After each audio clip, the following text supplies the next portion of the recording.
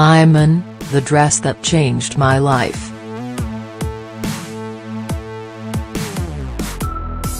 I was in a car coming home from the airport in 2010 when Diane von Furstenberg called me and said, "Darling, the CFDA has nominated you." And I'm like, "For what? I'm not a designer." And she said, "The Fashion Icon Award." It was unanimous. And I said, "Well, I'm honored." Then automatically I was like, what the hell am I going to wear? I knew I wanted something that would transcend time, that nobody could ever put a date on. I didn't want a color, so if you look at a black and white picture it could have been 1950. It had to be couture and have a presence but feel timeless and iconic. Giambattista Valli had sent me a couple of dresses for other events, and beautiful as they were, they took up the entire room.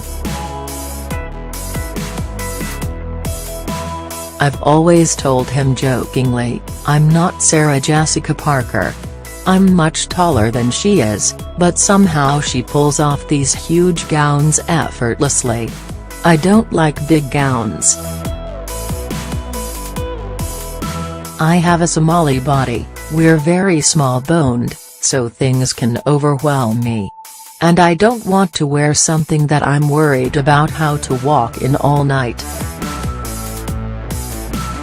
When I was nominated I contacted Giambattista, and he sent some pictures, and I was like, this is the dress. When you know, you know. So he sent the dress to me in New York, and I had a lot of fittings, we were still tweaking it at the very last minute. I wanted this dress to be like it was cut for me. You see some celebrities on the red carpet, and the dress is way too long, and you think, why didn't anyone hem it? It's one of those things someone in fashion knows. I could walk in this dress, it was easy. I wore it with a classic black satin Manolo Blahnik heel. I also wanted my hair and makeup to transcend time. That's why I chose a chic chignon. I didn't want any lip, just a little bit of a smoky eye. And then the jewelry. We went to Fred Leighton, and they were like, oh, with your neck, you should wear a long earring. And I'm thinking, no, I shouldn't. That will destroy this picture. I ended up wearing simple diamond earrings and some diamond bracelets. I've always been anti-trends. I'm not interested in wearing the latest length or the designer who is hot. When I walk into a room, I want people to remember me rather than what I am wearing. Advertisement, continue reading below. It had to be couture and have a presence but feel timeless and iconic. I asked Isabella Rossellini, who is a very close friend and an icon in my mind, to present the award to me. I then wrote my speech and ran it by my husband, the late David Bowie.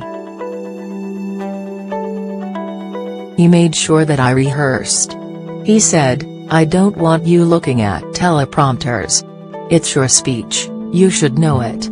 I was like, God, don't make it so difficult. Advertisement, continue reading below.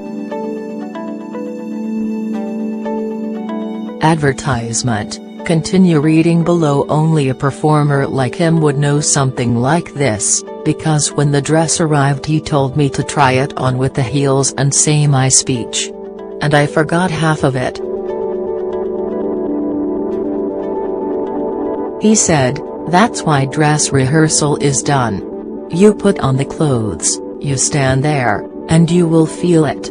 Thank God I had him to walk me through that. I felt amazing in the dress, and it was a wonderful night. I wasn't modeling anymore, but I was in a room full of people I knew, both established designers I'd worked with and young, up-and-coming ones I admired. One of them was Alexander Wang, who made a dress for me, a short dress, for a party held in my honor a week later. You don't win the Fashion Icon Award, you're awarded it, so my speech was about being thankful for what got me here, like my long neck, which I inherited from my parents. I also wanted it to be funny and to have a quotable moment. My husband didn't know how my speech ended, he heard it for the first time when I got up there. I said, "Now I can finally say to my husband, move over, you're not the only icon in the house."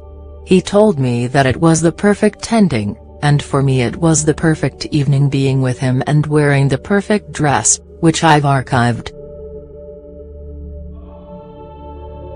My husband never kept any of his awards in our apartment, everything was in his office.